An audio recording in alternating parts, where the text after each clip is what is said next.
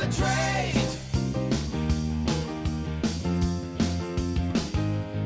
I'm betrayed.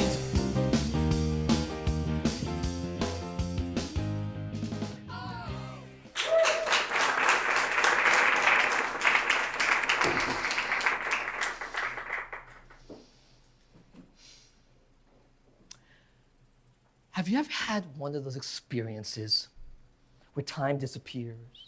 You know, like you're driving to your friends in Palm Beach for 2 hours, and when you get there, you don't even remember driving at all? Because that's sort of what happened to me that morning. After raging in the street for a solid 3 minutes, probably looking like an insane human being, my brain shut down. I don't remember anything. I just know I just started to walk and walk and walk, carrying my suitcase, dragging it behind me. I was walking for many hours. When I first started, it was morning, and when I finally felt my feet stop moving, the sun was just starting to come down over the horizon. I must have walked through puddles because my pants were covered in mud, and I was like 15 miles away. And when my brain started coming back to me, I looked at where I was standing, and I was standing in a junkyard. This place right on the edge between the city and the suburbs. I probably passed it thousands of times in the metro rail and saw it out the window, but I just never really registered it. And I started to laugh, which probably looked pretty weird to the couple of other people wandering around this junkyard. Because how appropriate was this? My life had just turned to trash. And my subconscious, like a GPS, dragged me to a junkyard. How appropriate was that? So I laughed for a solid 2 minutes, and I suppose the healthy thing would have been if this laughter turned to tears. You know, wow. No, I wasn't going to let Sal and Linda get tears out of me as well. So when the laughter finally stopped, I just plopped myself down into one of the piles of trash, and I started to take in my surroundings. You had the usual junk, lots of discarded food, broken glass, horseflies the size of actual horses, and oh, the place stunk of 1,000 horrible smells. But then I started to notice something. And it was probably my creative mind saying, hey, I'm still alive in here. Because when I started looking at some of the piles of trash, I noticed that they seemed to have personalities. Like, in one spot, I saw there was a television screen with a lady's shoe in it. What was that about? There was another pile where there was a whole bunch of children's games and books and toys and clothing. And that's when I realized that this place was where life stories came to die. Rummage through the junkyard, what do you find? A little bit of history from other people's lives.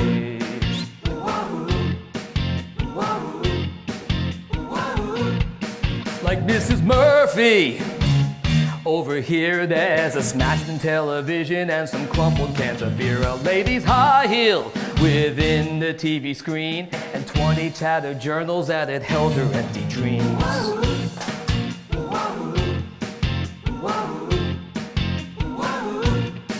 Under aluminum, 2 letters faded brown, one from his lover and one from her lawyer out of town. Some shattered crystal thrown in his drunken rage, and underneath her apron stained and yellowing with age.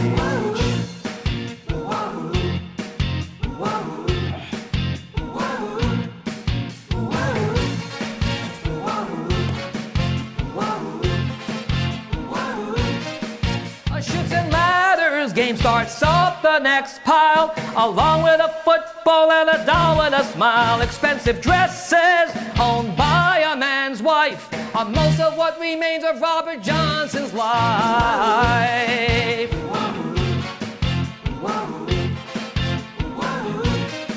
These remnants are horribly burned along with some car keys salvaged and returned, old photographs of the good life they had, and cards of condolence from mothers in mad.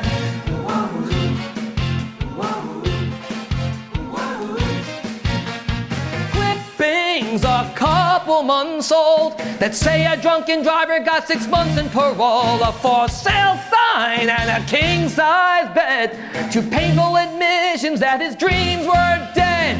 Rummage through the junkyards, what do you find? Some overturned old history from other people's lives.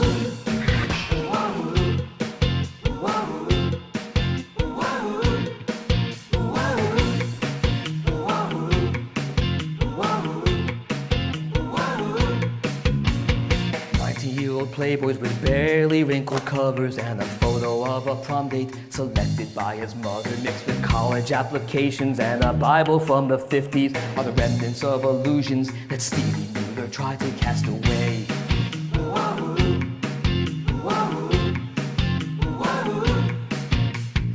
90-year-old China in 14-year-old tractions and a musty tattered suitcase reveal his folks' reactions to his sinful and unnatural, shocking revelation that his brother's for a lover without the type his parents could approve.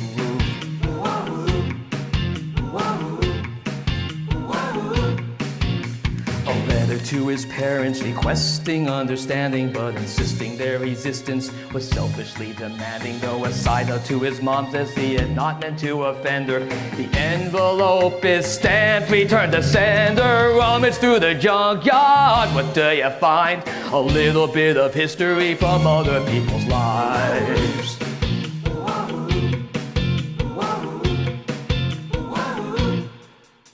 The layers of knowledge in each tale we rehash were dug up from scattered remnants in somebody's trash. And though it's picked up by noon and it's dropped off by 5, the tales continue on. Like homeless Stevie Mueller, disowned by stubborn parents, wound up living in the gutters of the city with the outcast, weak in spirit, longing comfort. He fell in with lower elements. Now Steve's a doped up bum with a lover he'd have never loved before.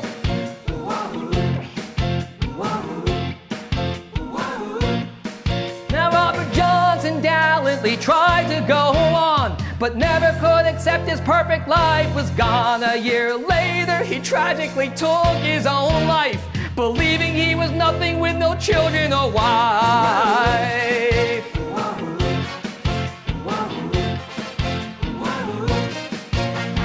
Lynn Jones, a co-worker of Rob, had been falling deep in love with him each day at the job. Never would they share a brighter day, 'cause Robert Johnson's bullet took the future away.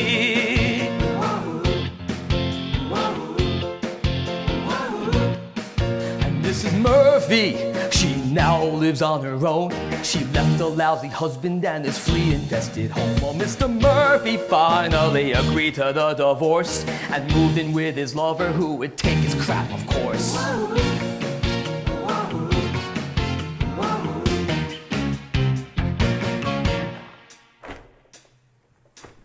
Rummage through the junkyard, what do you find?